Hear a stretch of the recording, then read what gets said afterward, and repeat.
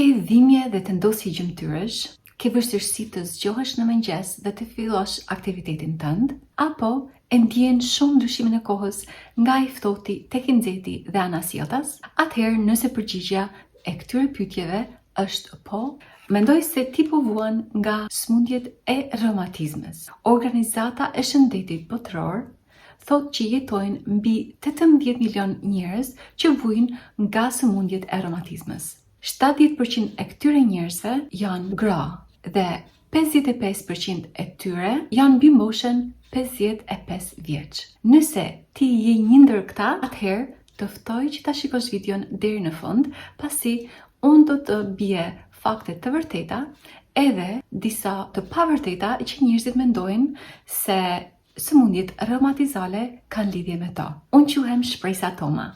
Jam një holistic health and wellness coach, që të thot jam një trajnere shneti në mënyrën holistike pa medikamente.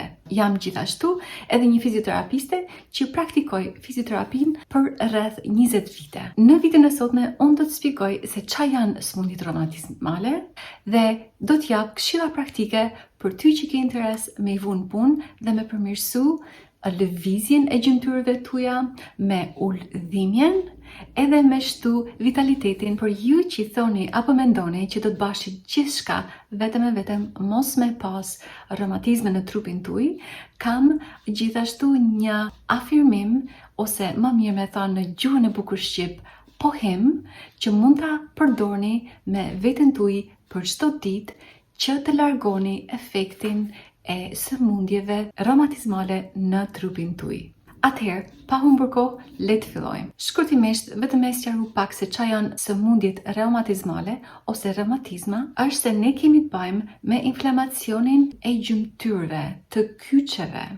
Këtu do të ndalim pak dhe të zbërthej disa mendime të njerëzve ose bestytni. Për shembull, janë 3 që sëmundja e reumatizmit është e trashëguar, edhe është gjenetike. E dyta është që njerëzit që kanë punu me dur në ujë ose me kam në ujë për një kohë gjatë, mendojnë që e kanë marrë reumatizmin nga ajo.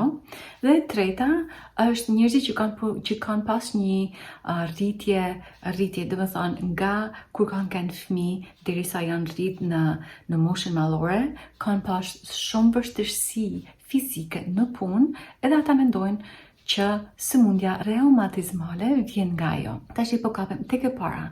A është gjenetike? Për këtë duhet ju them se trupi i njeriut është i predispozuar për shumë sëmundje që ekzistojnë. Jena të predispozuar, do të thonë i kena qelizat, i kena genet në trup.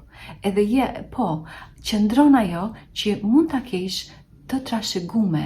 Gjithsesi, ti po jeton jetën tash.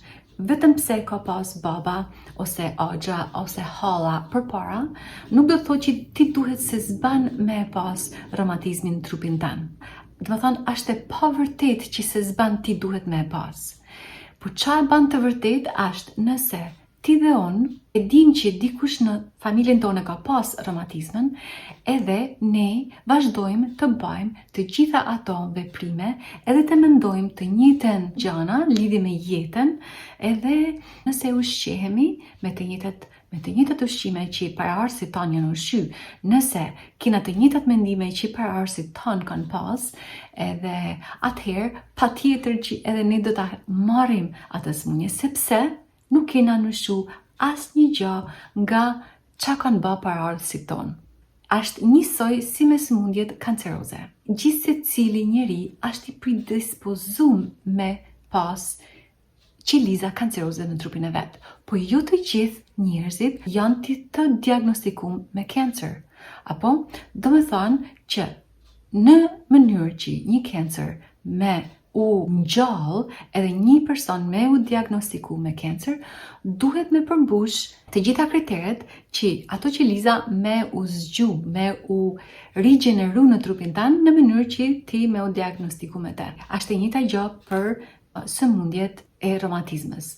Tash, pse sëmundja e reumatizmës është në disa njerëz edhe pse nuk është në disa njerëz tjerë. Një fakt që du t'ju them është se sëmundja e reumatizmës është sëmundje autoimunitare. Janë mbi 80 sëmundje autoimunitare, por shumë njerëz janë të prekur në mënyra të ndryshme nga këto sëmundje autoimunitare. Dhe arsyeja pse nuk dihet. Gjithsecili trupi i njeriut vendos që me e sulmu një organ ose një pjesë të trupit që ndoshta nuk është njësoj tek personi tjetër. Për shembull, tek sëmundjet autoimunitare, disa njerëz efektohen nga prekja e kyçeve, e kockave, siç është reumatizma. Dikush tjetër, te një sëmundje tjetër autoimunitare, trupi e sulmon organin e tiroideve për shembull. Për dikën tjetër, trupi sulmon pa të drejtë veshkat, edhe e cila njihet si sëmundje e lupës. Edhe kështu me radhë, janë shumë të tilla. Por çfarë duhet merrni nga kjo është se sëmundja e reumatizmës, edhe pse mund ta kesh në familje, nuk duhet se zban edhe ti me pas atë. Ti mund ta presh atë zinxhirin që ka ardhur nga pararësit e tu, me disa këshilla që unë do t'i jap në fund të videos. Ndalemi tek pika e dytë që thash. Shumë njerëz mendojnë se nga që kanë punu me kam në ujë për shumë kohë ose me dur në ujë për shumë kohë, atëherë se zban do të kenë sëmundjen e reumatizmës në gjymtyrët e veta. Kjo është fakt që po, disa njerëz e kanë në gjymtyrët e veta, por çfarë nuk është e vërtet është se zban ai që ka punu me dur në ujë ose ai që ka punu me kam në ujë, duhet ketë patjetër reumatizëm. Duhet ta theksoj se njerëzit nëse kanë një bindje në mendjen e tyre, është e padiskutueshme që bindja e tyre do t'i dalë në realitet. Nëse, unë kam punu duke la pjatat të ankohen, ose kam punu dikun ujë, me kam ujë, kam punu në kooperativ, me kam ujë, ose dikun ose në ferm, edhe mendoj gjatë kohës që, kur të jem ma e vjetër, do të kem probleme me reumatizmin, sepse po punoj në ujë, atëherë, me të vërtet, do të ndjej se gjithë se cilën dhimbje që ndjej, e lidhi automatikisht në mendjen time me atë të kalumen time, se kam punu me kam nuj, kam punu me dur nuj.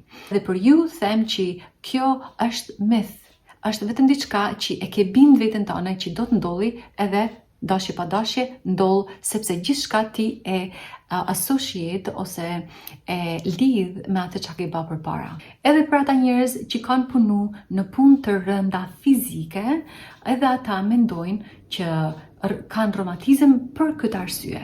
Por në lidhje me këtë pikë, do t'ju them që njerëzit edhe sot, jo më përpara, se ne po flasim për një moshë që është mbi 50 vjeç, por edhe sot në këtë ditë të sotme, njerëzit janë shumë të pa edukum në lidhje me si ta përdorin trupin e tyre në mënyrën më efektive që mos me pas dhimbje kyçes ose kockash në vitet që vinë. Atëherë duke ken i pa njofun ose duke mos ken i informum se si me përdor trupin, atëherë njerëzit në kohë të më përparshme edhe sot. Unë i shoh për ditë njerëzit që janë shumë të edukum edhe prapë përdorin trupin e tyre në mënyrë më pa efektive që si rrjedhoi bjen shumë dhimbje kockash në vitet e ardhshme.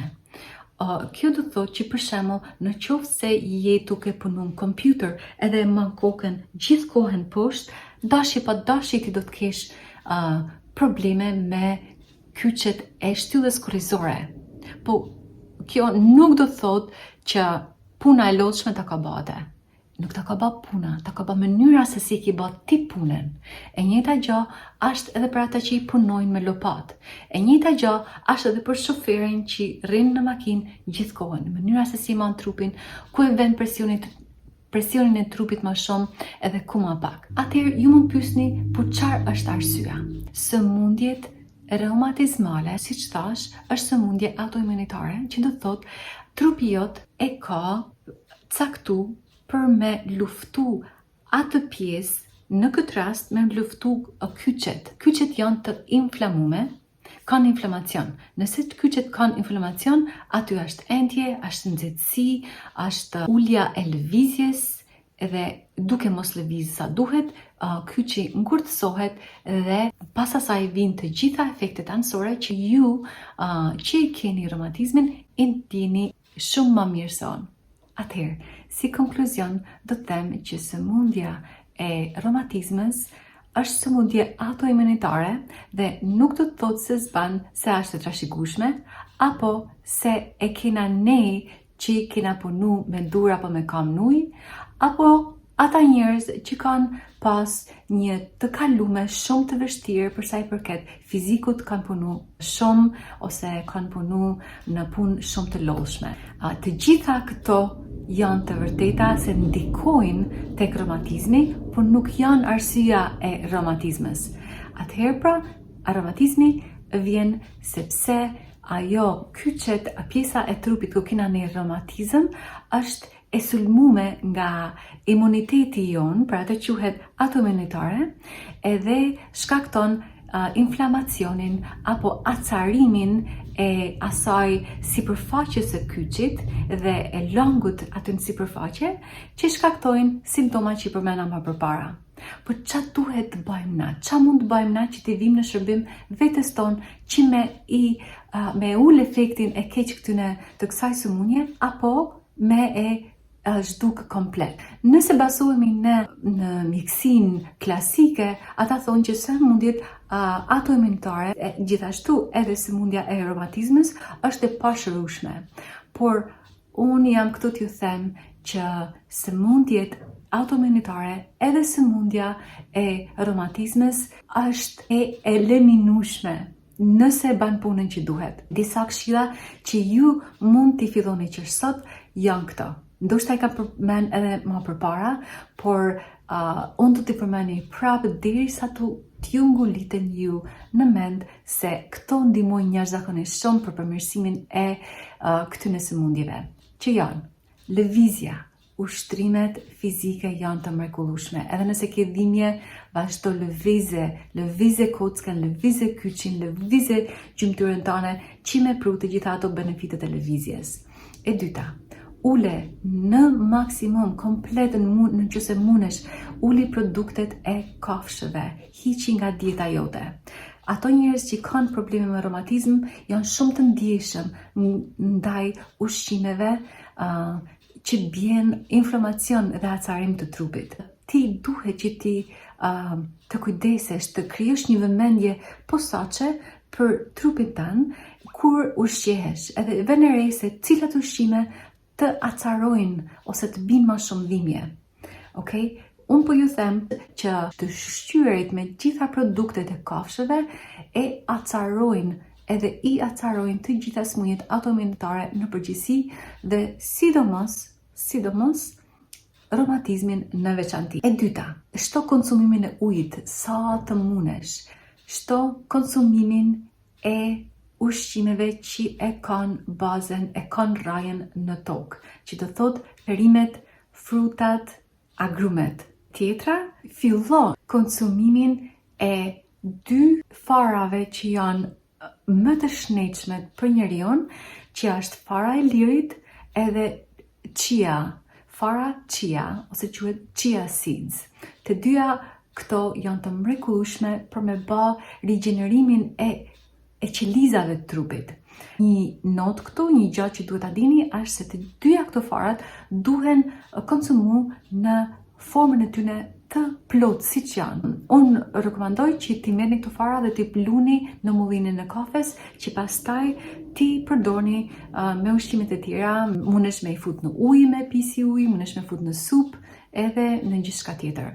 Tjetra dhe shumë e rëndësishme është kushtoni vëmendje vetes tuaj. Ulni stresin. Unë e kuptoj që jeta ka streset e veta, por nëse një gjë që të streson e mbartë me vete nga dita në ditë, nga muaj në muaj, nga viti në vit, ajo është ekstreme e dëmshme për shëndetin tanë dhe sidomos për reumatizmin. në jetën e përditshme, realiteti jonë ka të bëjmë shumë me mindset, me mendimet tona. Si që premtova në fillim të videos, do t'ju jap disa afirmime ose pohime që ju t'i praktikoni çdo ditë në jetën tuaj. Disa karakteristika të të menduarit për ju që keni romatizëm janë këto besime ose mendime që qarkullojnë pa pushim në mendjen tënde. 1. Je person që kritikon të tjerët. 2. Je person që viktimizohesh shumë kollaj. 3. Ke shumë pak kënaqësi me jetën. 4. Ndihesh i padashtun prej të tjerëve dhe shumë kollaj fajson të tjerët, gjithmonë sheh gabimin tek të tjerët. Atëherë, afirmimet apo pohimet që duhet të përsërisësh janë këto. Thuaje me mendjen tënde edhe ndjeje me gjithë shpirt këto afirmime. Unë shikoj gjithçka dhe gjithkënd me dashuri dhe mirëkuptim.